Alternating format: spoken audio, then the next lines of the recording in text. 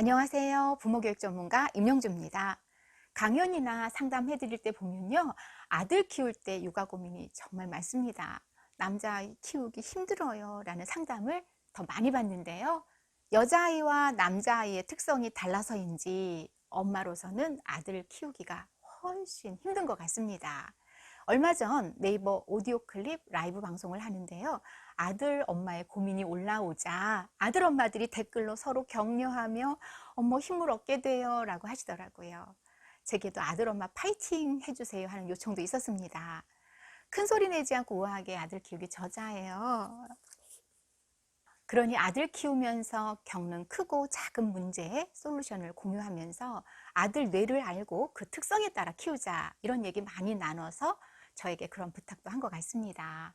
제 부모 강연 중에서요 가장 많은 강연 기록을 남긴 게 바로 큰 소리 내지 않고 우아하게 아들 키우기고요. 강연장을 꽉 채운 아들 엄마들과 유쾌하고 의미 있는 강연을 합니다. 강연장에서 만난 아들 엄마들, 오디오 클립 애청자분들 지금 보고 계시나요? 3살부터 7살까지는 아들의 활동량이 왕성해서요. 이 시기엔 엄마를 신체적으로 지치게 하고 초등학교 들어가서는 산만한 게 눈에 띕니다. 아, 얘가 학교에서 집중 잘하나? 이런 궁금증도 커지는데요. 우리 아들들 학교 가는 거 좋아하나요? 공부는 어떤가요? 집에서 책상 앞에 앉아 있을 때 자세는 어떻게 바른지 궁금합니다. 집중 시간은 어떤가요? 몇 분 앉아 있다가 냉장고 열러 가고요. 화장실 왔다 갔다 하고 이런 아들이 오히려 공부하고 있는 표시랍니다. 엄마가 보기엔 잠시도 가만히 앉아 있지 못하는 아들들인데 이게 아들들 특징이라네요. 오늘은 남자아이와 관련해 특히 학습에 대해서 이야기 나누려고 합니다. 많은 부모님들이 궁금해 하실 텐데요. 특히 집중 못하고요. 어떨 땐 엄청 자신감이 넘쳐서 막 천왕부적처럼 굴다가 어떨 땐 못해요 이랬다가 어떨 땐 알지도 못하는 문제 앞에서도 저 알아요 저 알아요 이렇게 나서는 아들들 어떻게 지도하면 좋을지 바로 남자아이 학습 능력을 길러주는 방법에 대해서 함께 해보겠습니다. 제가 사실은요 큰 소리 내지 않고 우아하게 아들 키우기에서 다루고 싶었던 부분이었는데요. 이 책에서는 학습까지 다루기에는 좀 방대했어요. 지금 볼륨이 이만큼 됐는데 학습은 다음 기회에 다른 책으로 쓰자 이렇게 하다가 몇 년이 지났습니다. 학습, 성적 이런 부분에 학부모님들이 많은 관심을 갖고 있는 걸 알지만 한편으로는 제가 생각할 때요. 성적이라든가 학습이라든가 영재라든가 이런 단어가 들어가면 좀 책을 집필할 때 멈칫거려져요. 자칫 육아의 포인트를 공부나 성적이나 학습으로 이렇게 좀 묶어두는 것이 아닌가 하는 고민이 되는 지점이거든요. 그래서 몇 년 동안 미뤘는지도 모르겠습니다. 이 저자의 확신이 들 때 원고를 쓸 수 있거든요. 하지만 학생과 학교, 성적은 불가분의 관계죠. 아이에게 성적 압력을 주거나 부담을 주는 것이 아니라 학습 능력과 태도를 길러주어서 공부하는 것의 의미를 알게 하는 건 마땅히 부모님이 해주실 부분이란 생각입니다. 아이 공부와 성적은 부모님의 양육 환경, 특히 부모님의 말에 영향을 받으니까요. 저도 내년에는요, 아이 학습과 성적 올리는 방법에 대한 책 출간 생각하고 있는데 부모의 말이 아이의 성적에 영향을 줄까요, 여러분? 부모님의 말과 태도가 아이의 학교 생활 전반에 어떤 영향을 미치고 또 아이의 성적에 얼만큼의 영향을 미칠까요? 온통 이런 연구를 합니다. 그러다 보니 이렇게 정리가 됐어요. 아이의 학창 시절의 성적을 좌우하는 건 학습 내용 이해도 중요하지만 아이의 교우 관계 있죠. 그 다음에 선생님과의 관계, 아이가 세상을 바라보는 어떤 긍정감, 그리고 아이의 말과 태도 이런 것들이 총망라되는 겁니다. 이렇게 정리가 되니까요. 제 안에 있었던 공부, 성적, 영재 이런 단어에 대한 선입견이 부정적 편견이었다라는 생각이 들었습니다.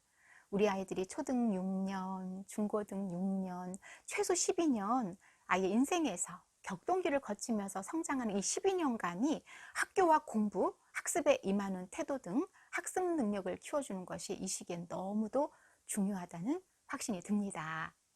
초등학교에 다니는 우리 아이들에게 학습에 바람직한 가이드가 되어주고요. 코칭해주는 방법을 부모님들과 앞으로도 적극적으로 소통하려고 합니다. 부모라는 든든한 지원자가 동반자가 되고요. 상담자가 돼서 아이의 공부, 학습 능력을 길러준다면 아이는 왜 공부해야 되는 거지? 이걸 알고요. 또 효율적인 공부 방법을 알아서 스스로 자신의 최선을 다해서 공부에 임할 거예요. 이 부분이야말로 부모의 중요한 역할입니다. 그러다 반가운 책 한 권 읽었습니다. 5세부터 13세까지 남자아이의 특성을 활용한 남자아이 학습 접근법을 다룬 책인데요. 남자아이 학습 능력을 길러주는 방법입니다. 제가 가졌던 아들 학습법이 조목조목 들어 있습니다. 큰 소리 내지 않고 우아하게 아들 키우기 쓸 때 남자아이 뇌와 여자아이 뇌에 대한 공부 참 많이 했는데요. 그러니까 이 책의 내용이 그래 맞아 하고 쏙쏙 들어오는 겁니다. 지금 뒷표지를 보니까요. 남자아이의 특성을 알고 강점을 활용하면 학업 능력은 반드시 오른다 라는 글이 있습니다. 머리에 좋고 나쁨에 좌우되지 않는 평생 학습 습관이라는 문장도 눈에 띕니다. 머리에 좋고 나쁨에 좌우되지 않는 평생 내 것이 되는 학습 습관이라고 되어 있는데요. 성적은 IQ 이상으로 양육 환경에 영향받는다고 제가 앞에서 말씀드렸죠. 읽다가 밑줄 친 문장이 있어요. 학습 습관은 평생 힘이다 라는 건데 제가 한번 좀 보겠습니다. 학습 습관은 평생의 힘이다. 유소년기부터 공부 습관이 몸에 배면 대입 수험 생활이나 사회 초년생이 되어 회사 업무를 배울 때도 힘들지 않다. 인생 100세 시대인 지금 퇴직 후 다른 직업을 모색할 때 좀 더 유연하게 전환하게 해주는 힘이 바로 학습 습관이다. 이렇게 되어 있습니다. 그렇다면 이렇게 중요한 학습 습관, 남자아이에게는 어떻게 적용시키면 좋을까요? 남자아이 특성을 알고 접근하면 좋다고 하죠. 저자는 책에 대해서 이렇게 말합니다. 이 책 제목처럼 나는 성별 차이에 초점을 맞추어 아이들을 성장시킨다. 요즘 같은 젠더 프리 시대에 성별의 차이를 둔다면 혹시 성차별주의자 아니야? 라는 경계의 대상이 될지도 모르지만 절대로 그렇지 않다. 나는 남자아이든 여자아이든 각자 자신의 가능성을 최대한 살려 자유롭고 왕성하게 사고하는 사람이 되길 희망한다. 성별 차이에 주안점을 두고 학습법을 달리 적용해 큰 효과를 낸다는 사실을 알았기 때문이다. 이렇게 되어 있네요. 경험뿐 아니라 뇌과학 분야의 전문적 연구를 통해서요. 이 책은 여자아이는 어릴 때부터 우뇌와 좌뇌가 균형적으로 성장하지만 남자아이는 우뇌부터 발달하고요. 좌뇌는 뒤늦게 발달한 사실이 밝혀졌습니다. 저자는 이런 특성을 무시하고 남자아이, 여자아이를 같은 방법으로 가르치면 아이에게 부담을 주고요. 학습 효과도 반감된다고 합니다. 예를 들면 언어 능력을 담당하는 좌뇌 발달이 더딘 남자아이에게 작문의 독해를 하게 한다면 힘들어한다는 건데요. 그러면서 남자에게는 읽기 훈련을 더 많이 시키길 바란다고 합니다. 하지만 난해한 책을 주면 거부감이 앞서서 역효과라고 하죠. 맨 처음에는 아이가 나서서 읽고 싶은 내용으로 접근하라고 합니다. 예를 들어 야구를 좋아하는 남자아이라면요. 유명 선수의 수필이나 야구 해설집도 좋다는 거죠.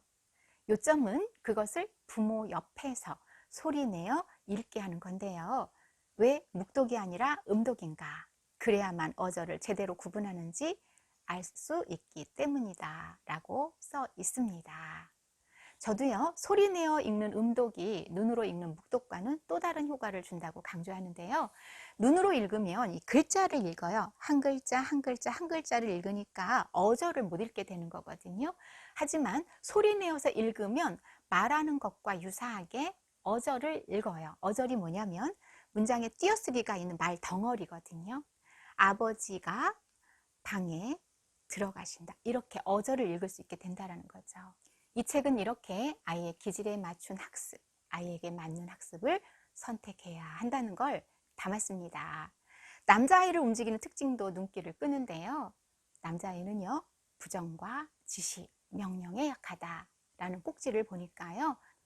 남자아이는 둔감하면서도 상처받기 쉽다 이런 말이 나옵니다. 개구쟁이, 활동적인 이 아이가 상처를 받는다니.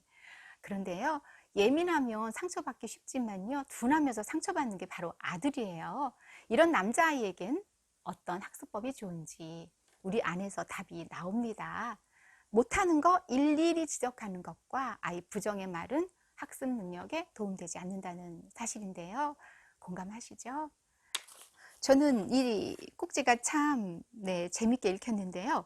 근거 없는 자신감이 최강의 무기가 된다. 우리 근자감이란 얘기도 하던데 우리 아들이 가끔 모르면서도 막 아는 체 할 때가 있잖아요. 그럴 때 어떻게 해줘야 되는지 그것이 학습 능력과 연결이 된다고 합니다. 약점을 극복하는 긍정적 접근, 이렇게 남자의 특징을 살린 학습 방법이 꼭지당 짧은 호흡으로요, 읽는 독자에게 읽는 성취감도 안겨주는 책입니다. 굉장히 잘 읽혔어요.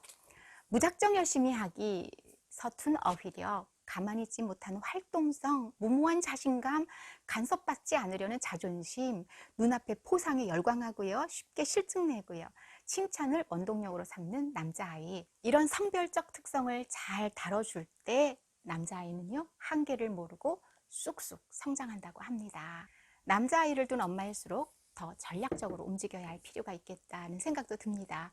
지금까지 남자아이의 학습 능력을 길러주는 방법 살펴봤는데요. 책을 읽어보니까 같은 저자의 책, 여자아이의 학습 능력 길러주는 방법도 궁금해집니다. 제가 우아하게 아들 키우기를 쓰고 딸 엄마들에게 들은 말이 우아하게 딸 키우기 언제 쓰세요? 였거든요.